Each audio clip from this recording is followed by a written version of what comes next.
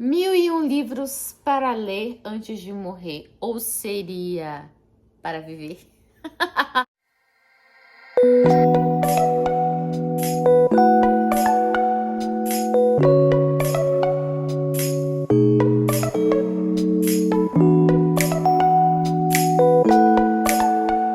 Hoje eu vou dar continuidade a esse vídeo que eu gravei a primeira vez em 2020. Eu vou deixar aqui embaixo, ou aqui em cima, ou nos dois, o link para vocês terem acesso e poderem ver. Este é um livro que vários booktubers fazem um projeto sobre ler os 1001 livros que existem nessa lista. Esta é uma lista que vai até 2009. Então, tem vários, assim, desde o início da literatura, pelo menos a literatura que a gente tem conhecimento, até 2009. Então, vários livros contemporâneos que deveriam ser lidos também não estão aqui, mas a gente vai respeitar, né, essa listinha. E aí, quando eu gravei em 2020, eu falei assim, vamos contar quantos livros eu li. Aí eu só tinha lido 10 livros. Eu até brinquei, ou seja, eu tô muito longe de morrer. E eu resolvi atualizar essa lista. A gente tem bastante coisa nova já. Eu vou falar por ordem de edição. E vou deixar aqui a Ju Siqueira, que foi a primeira pessoa que eu ouvi falar desse projeto, mas várias pessoas fazem, tá? Eu não sei quem começou originalmente esse projeto. Não vou contar a história dos livros, eu só vou citar os livros. Esse é um vídeo para ser curtinho. Quantos livros será que eu li agora? Antes eram 10. De 1001.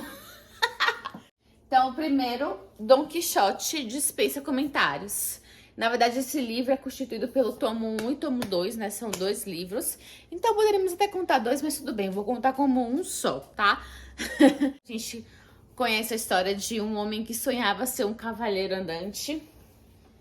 E seu amigo Sancho Panza. Muito bom. Razão e Sensibilidade, da Jane Austen. Aqui a gente vai conhecer 2 irmãs. Uma é a razão, outra a sensibilidade. Humor ácido, da Jane, ao criticar a sociedade inglesa da época.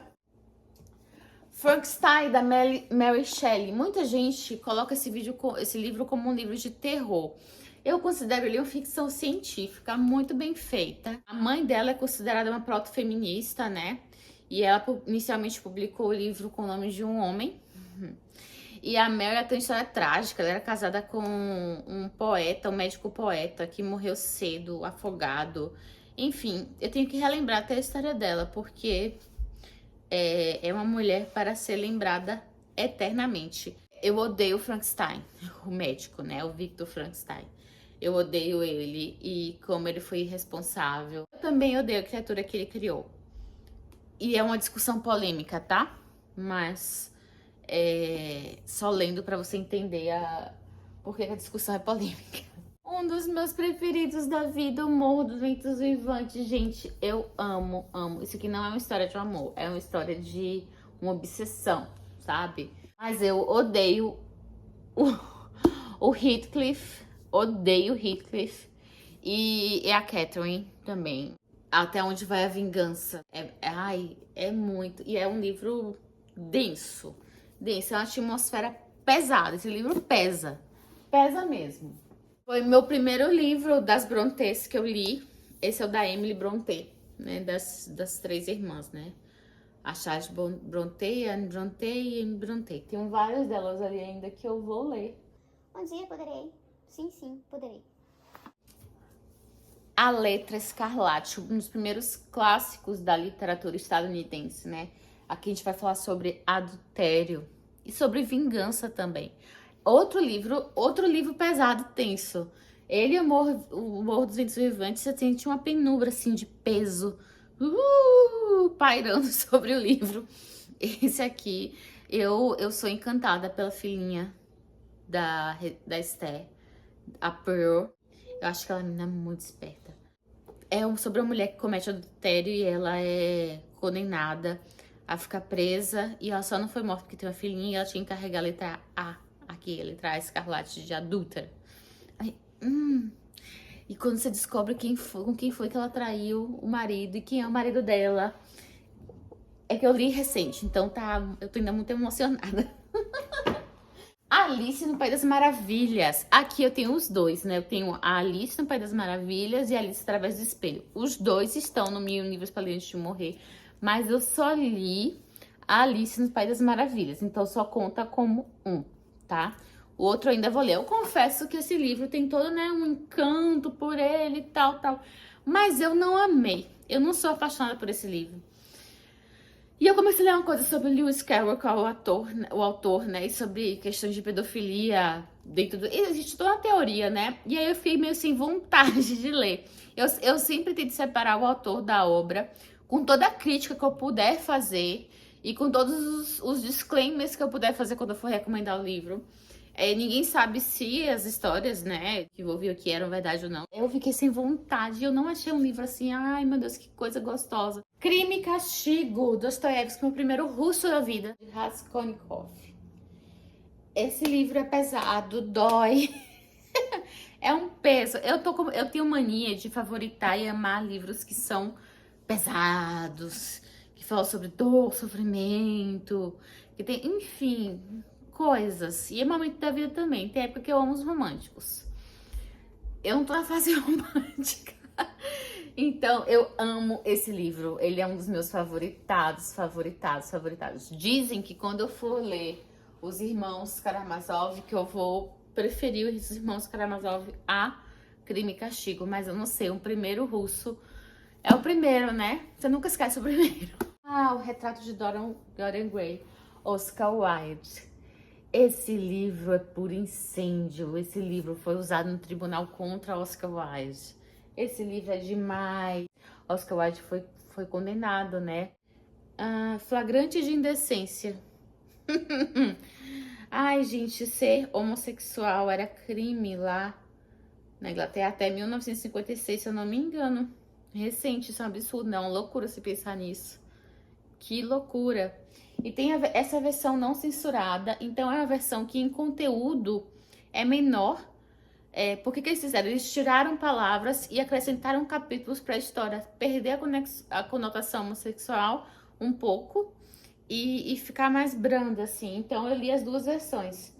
A não censurada e a censurada. Essa que eu tenho de bolso, parece que a censurada é menor, mas a censurada é maior em termos de quantidade de páginas. As pessoas falam mal de Dorian. Tudo bem, pode falar mal dele, mas pra mim, a questão sobre ele é muito mais profunda. Ele era um cara extremamente egoísta, fato. Drácula de Bram Stoker. O cara que, assim, realmente criou na literatura o Drácula. Tem pessoas que falam que foi o Nosferatu, mas a história de vampiro que a gente conhece, Diário, Caixão, tal... Quem criou essa história mais assim foi o Drácula de Bram Stoker. Eu me decepcionei um pouquinho com o livro, porque o filme com a Winona Ryder desse livro, ai meu Deus do céu, e com aquele cara que fez Matrix, fugiu o nome. Meu Deus, o filme é muito bom, porque ele criou um prólogo para a ambientação, para a história do livro, que ficou perfeito e que no livro não tem. Quando eu li o livro, eu fiquei esperando aquele prólogo que arrebatou meu coração. E não havia. Então eu fiquei meio decepcionada. E não é um livro de terror, é um livro de amigos se ajudando. Foi essa a minha impressão. Mas vale a pena ser lido. Clássico é clássico. Mas eu gosto muito mais de outros livros de vampiro. E eu não estou falando de Crepúsculo, eu estou falando de Anne Rice. Eu tô alucinada por Anne Rice. Mas isso é história para outro vídeo. Coração das Trevas, Joseph Conrad, um livro autobiográfico. Cara, ele viveu isso aqui no Congo, né? Essa história fala sobre o colonialismo britânico e, na verdade, o Congo era do Leopold, da Bélgica, né? Mas o colonialismo britânico tava ali, toda a região da África. O Marlowe tá lá navegando, procurando o Kurtz. E durante todo esse trajeto lá no Congo, nessa época que você tava lá explorando o marfim, né? Matando elefantes para explorar marfim. Não era só o marfim que era explorado, né? As pessoas eram dizimadas. O Leopoldo foi considerado o maior genocida da humanidade. Ele matou metade da população do Congo de inanição, fome, crueldade. Então, esse livro fala muito sobre os limites do que é a atrocidade do homem, né? Como é que o homem pode ser realmente um bicho mau. Eu acredito na bondade, mas eu acredito também muito na maldade. Esse livro traz um pouco disso. E eu já até falei sobre esse livro, que você precisa ler um pouquinho sobre a história do Congo, do Leopoldo da Bélgica, para entender o que ele está querendo dizer aqui. Porque ele não é claro, ele não fala hora nenhuma citado, estou no Congo. Então, para você entender, você tem que pegar esse contexto. Meu estilo literário favorito da vida todinha, meu estilo literário favorito da vida todinha. As distopias, Aldous Huxley, aqui a gente vai falar junto. Uma distopia científica, manipulação genética, sobre manipulação do consciente. Toda distopia fala sobre manipulação do consciente da pessoa, né? Mas é uma distopia mais futurística. Eu tenho um vídeo muito legal que eu falo sobre ela, em 1984, que já tá ali, daqui a pouco eu falo. E que eu faço a comparação das duas e que eu conto um pouco dessa história. É muito bom, é muito bom. O John, John eu sinto muito. John, o Bom Selvagem. O John é o real Bom Selvagem do Rousseau. Amo esse livro, amo, um dos meus favoritos. É difícil eu não favoritar uma distopia. Já teve distopias não favoritadas, mas é difícil porque eu tenho uma queda. O Hobbit, do Tolkien, um dos livros mais vendidos do mundo. Esse é o livro que ele escreveu, teoricamente, para os filhos dele, né? Então, da Terra-média, que tem toda uma história da Terra-média, né? Esse é o livro mais fácil de ler porque ele foi escrito para crianças mesmo. Mas é um livro para adultos. Eu amei conhecer o Bilbo. Depois a gente vai continuar vendo o Bilbo no Senhor dos Anéis. O Senhor dos Anéis está nos 1000 livros para ler antes de morrer, mas tá os três, né? Cidade do Anel, As Duas Torres e O Retorno do Rei. Como eu só li a Cidade do Anel, eu não posso considerar que eu li todo o Senhor dos Anéis, que são os 3 livros juntos. Então, eu não pude botar ele aqui, porque eu só tinha lido um. Mas o Hobbit tá contando porque ele colocou lá. Então, mais um lido. Tem literatura nacional? Sim, porque esse é um livro que fala sobre literatura mundial. Então, Vidas Secas, do Graciliano Ramos. Só falo um nome de um personagem pra eu chorar. Baleia. História dessa família. Tem um livro que eu quero ler, que está nos 1000 livros para ler antes de morrer, que é As Linhas da Ira, que é meio que a história de Vidas Secas, só que ao invés do Nordeste brasileiro, lá nos Estados Unidos. Mas é uma saga familiar, assim, passando por apuros. Apuros reais. Ai, meu Deus, eu sofri com esse livro, que nem a condenada. Eu li pequena. Baleia é uma cachorra, tá? Não é a baleia, não. Pequeno Príncipe dispensa comentários. Todo mundo já leu Pequeno Príncipe. Não leu? Leia. Não quer ler? Tudo bem.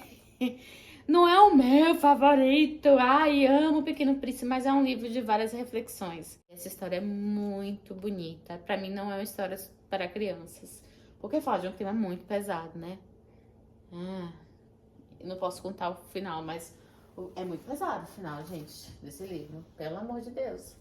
George Orwell, A Revolução dos Bichos. Isso aqui é uma fábula, né? Eu não sei se a gente pode chamar de romance ou novela. O George Orwell é socialista, mas ele critica o comunismo russo, né? Como o socialismo que ele acreditava virou no autoritarismo, culminando no comunismo russo. E aí, no final aqui, no apêndice, o próprio autor, ele faz falando cada personagem da Revolução Russa, de quem era cada animal. Então, e eu tenho muita dó do cavalo. Eu tenho muita dó do cavalo. Vale a pena fazer a releitura desse livro, sabendo quem é cada personagem. Tipo, leia primeiro sem saber quem é quem, pra ver se você consegue fazer alguma alusão da história. 2 obras principais dele, ele tem várias, mas as 2 principais dele. Cada lado político tenta tomar pra si, tanto a direita quanto a esquerda. Daí a gente vem pro outro, que tem vídeo, junto com a Admirável Mundo Novo, que é 1984, Big Brother, O Olho que Tudo Vê, né? Nossa, esse livro é pesado. Aqui, ó, pesado. Esse é outro pesado. A gente tem toda uma crítica a governos totalitários, independente de direita ou esquerda. Meu amigo, não tenta roubar pra si, não. Aqui é contra qualquer extremismo. E é demais. E modéstia à parte, eu acho que o vídeo que eu falei sobre esses 2 livros é um dos melhores vídeos que eu já fiz na minha vida, porque eu estudei, eu fui atrás, eu reli, Nossa, foi muito bom. Foi muito bom fazer aquele vídeo. Eu tenho um prazer de ver aquele vídeo. Eu tenho um orgulho dele. Então, eu vou botar aqui embaixo. Por favor, veja. Ah, ora essa. Lolita Vladimir Nabokov, um russo que sabia escrever brilhantemente em inglês. Esse livro é polêmico, porque a gente fala que sim sobre pedofilia. O Humbert, a gente vai ouvir a história dele sobre a versão dessa dita paixão dele por Lolita. Gente, a gente não tá assim, eu não acho esse livro, ai, condena esse livro, apaga esse, porque ele não romantiza a pedofilia, tá? As pessoas têm interpretação errada dele, pelo contrário, te faz ter asco, nojo, porque você vê como o Humbert era doentio e como a Lola era uma vítima, tá? A Lola era hipersexualizada, tá? Aos olhos dele. Talvez ela fosse mesmo, mas daí ele era um homem, ela era uma criança. Então, assim, não achem que esse livro tá romantizando a pedofilia, pelo contrário, faz você ter nojo da pedofilia. Esse livro é muito bom. E esse livro um dia eu vou reler em inglês, porque já na tradução, a escrita floreada dele é perfeita. As palavras têm movimento, gente. As palavras têm movimento. Mas um dia eu vou ler ele em inglês, porque diz que a tradução perde um pouco. Eu achei a tradução maravilhosa, mas nunca li o original pra comparar, né? Mas eu achei boa, eu consegui pegar isso. Dos meus queridinhos 100 anos de solidão, do Gabriel Garcia Marques. Gente, eu amo. Esse foi um dos primeiros livros que eu li e favoritei, assim, na vida. Depois do Crime e Castigo. Acho que o primeiro foi Crime e Castigo. Não, o primeiro foi Vidas Secas, depois Crime e Castigo, depois esse. E depois eu não li nada mais do Gabriel Garcia Marques. Não vou contar a história, todo mundo sabe a história de 100 anos de solidão. Se você não sabe, leia. Ah, Jamile, não quero ler, vai ter que ler. Não, Jamile, mas vai. Esse livro tem que ler, não é que nem Pequeno Príncipe, não. Esse tem que ler. Eu preciso reler esse livro. Crime e Castigo, eu fiz uma releitura rápida recentemente. Recentemente não, mentira. Tem uns 4 anos que eu fiz uma releitura rápida. Aquela assim, deixa eu só lembrar algumas coisas. Eu ia passando assim, lembrando. Mas esse aqui deve ter mais de 15 anos que eu li. Então eu preciso reler. Preciso reler. Clarice Lispector, da Estrela. Gente, Macabé. Macabé acabou comigo. Macabé acabou comigo. Essa lagoana que sofre que nem uma condenada. Tem uma frase aqui que fala assim, que a mulher vira falava assim: Macabeia, ser feia dói. Aí ela vira pra mulher e fala assim: não sei, você quer feia assim te dou? Eu amo essa frase. Gente, eu li esse livro, eu devia ter uns 13 anos. Acho que foi isso aí. E eu nunca esqueci disso. Macabeia é que nem o John, eu sinto muito. Viva o povo brasileiro de João Baldo Ribeiro, que a gente vai ver anos de história política do Brasil, assim, numa fantasia, num romance. Ele é meu conterrâneo, né? Lá da Bahia, mas ele nasceu em Itaparica, conheço muito Itaparica. Já passei muito veraneio em Itaparica. Aqui, ó, 1647 até 1977. Ele traz vários eventos históricos que a gente viveu, né? A Revolta dos Canudos, a Guerra do Paraguai. Você que é brasileiro, você tem que ler esse livro. Outra distopia, O Conto da Aia. Aqui a gente fala de distopia religiosa. A gente vai ver um mundo em que as mulheres não podem mais conceber filhos porque tanta poluição, tanta coisa, tanta doença. E nesse local lá onde elas não podem conceber filhos, e as que podem conceber, elas... Leia. Muita gente já deve ter visto a série, né, sobre o Conto da Aia. Eu quero ler a continuação, que é Os Testamentos. Eu quero ler a continuação. E o plot twist final desse eu achei demais. Não sei se na série é igual, tá? Eu nunca vi a série. Esse aqui, o Alquimista, na verdade não tá. Ele tá representando Verônica Decide Morrer, do Paulo Coelho. Eu não tenho... gente, quando eu era nova, eu era louca Paulo Coelho. Hoje eu não sou tão fã assim, não. Eu gosto muito do Alquimista. Eu acho que é um livro muito legal. O plot twist final dele é demais, bem legal. É uma literatura simples, boa, mas assim, valorize, tá? O cara é conhecido mundialmente, então não adianta você ficar só falando mal, não. O cara conseguiu ser conhecido mundialmente através desse livro. E o livro que ele coloca nos 1000 livros pra ler de morrer é Verônica Decide Morrer, que eu já li, mas eu não tenho aqui. Eu vou colocar a capinha dela aqui, finge que sou alquimista, é Verônica Decide Morrer. Eu lembro vagamente da história. Esse é um livro que tem filme, parece, com aquela menina que fez Buffy, a Caça-Vampiro, se eu não me engano. Eu não sei se eu tenho vontade de reler o livro. Eu acho que um dia eu paro pra ver o filme. Favorito da vida, posso falar assim. Eu já panfletei tanto esse livro. Reparação Ian McQueen. Eu já panfletei tanto esse livro pra tanta gente. Eu amo esse livro. Aqui a gente tá falando de um romance psicológico, em que você conhece os personagens. Eu sempre falo isso, não é por fora, é por dentro. Sabe aquela coisa que você esconde lá dentro, que você não conta pra ninguém? Ele já pensa o personagem através disso. E é sobre é um livro sobre escritores e escrita. Salva de palmas, esse livro salvou meu ano. Assim, meu ano tá completo. Eu posso ler só coisa ruim a partir de agora. Como eu li esse livro esse ano, tá tudo bem. Era isso, gente. Então vamos contar? Eu não contei. Vamos contar quantos eu já li? Eu marco aqui com esses negocinhos, tá vendo? Eu não sei, vamos contar. 23. Li 23. Aqui embaixo eu vou deixar a lista, que você pode ver quais são os livros que tem e marcar se você já leu. Cuidado, Vidas Secas não está lá nessa lista, a lista da Ju. E tem 2 livros repetidos, tá? Então foram 23 livros. Feliz. Quem sabe daqui a um ano, quando eu fizer, eu falei assim, li 50 ali. 50. Mas quem sabe, né? Nada é impossível. Eu tenho muitos. Eu acho que eu tenho mais de 100 livros dos que estão aqui. Muitos. Mais de 100 não. Eu acho que eu tenho muito mais de 100 dos que estão aqui. Inclusive no Kindle. Tem alguns no Kindle. Então, vamos lá. Vamos ler. Beijo. Vou ler aqui. Tchau.